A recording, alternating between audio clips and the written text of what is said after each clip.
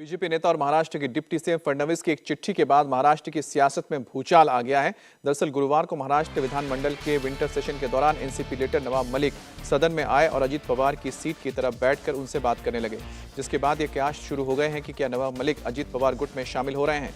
इसी को लेकर देवेंद्र फडणवीस ने अजीत पवार को चिट्ठी लिखकर नवाब मलिक पर लगे भ्रष्टाचार के आरोपों की याद दिलाई और उनके दूर रहने को कहा।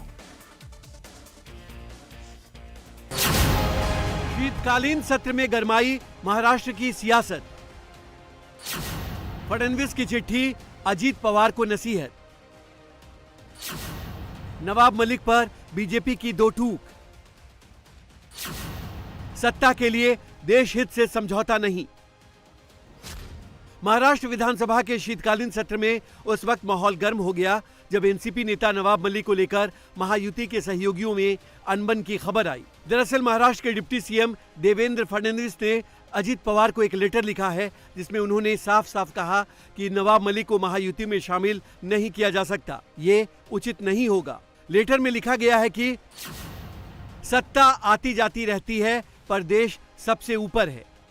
नवाब मलिक को अभी सिर्फ मेडिकल आधार पर जमानत मिली है, वो दोषमुक्त नहीं हुए हैं। इस स्थिति में उनको महायुति में रहना उचित नहीं होगा। हालांकि उनसे हमारी कोई व्यक्तिगत शत्रुता नहीं है। फडणवीस ने लेटर में अजीत पवार से उनकी भावनाओं का आदर करने की उम्मीद जताई है। दरअसल महाराष्ट्र में इन दिनों महायुति की सरकार है जिसमें बीजेपी, शिवसेना शिंदे गुट और एनसीपी अजीत पवार गुट शामिल हैं। लेकिन गुरुवार को नागपुर में चल रहे विधानसभा के विंटर सेशन में उस वक्त अजीबोगरीब स्थिति हो गई जब शिवसेना नेता और डिप्टी सीएम अजीत पवार गुट की बेंच पर नवाब मलिक आकर बैठ गए और उनसे बातचीत करने लगे। हालांकि मलिक ने यह साफ नहीं किया है कि वो सदन में किस गुट की तरफ है, लेकिन अजीत पवार ने उनकी बढ़ती नजदीकी से सरकार की होने वाली फजीहतों को देखते हुए बीजेपी ने अजीत पवार को जो चिट्ठी लिखी और याद दिलाया कि नवाब मलिक पर देशद्रोह का आरोप है, ऐसे मामले में समझौता नहीं किया जा सकता। महाराष्ट्र विधानसभा में नवाब मलिक के सत्ता पक्ष की तरफ झुकाव के बाद देवेंद्र फडणवीस ने अजीत पवार को चिट्ठी लिखकर सचेत किया, तो सरकार में शामिल शिवसेना के एकनाथ शिंदे गुट ने भी फडणवीस के एक्शन को जायज ठहराया।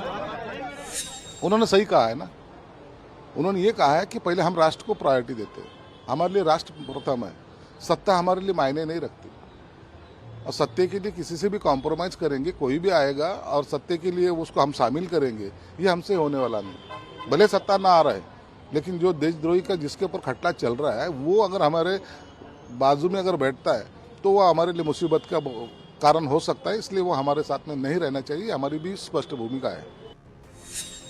बहरहाल फडणवीस के लेटर पर अभी तक अजीत पवार ने कोई रिएक्शन नहीं दिया है, तो एनसीपी नेता नवाब मलिक भी कुछ भी कहने से बच रहे हैं।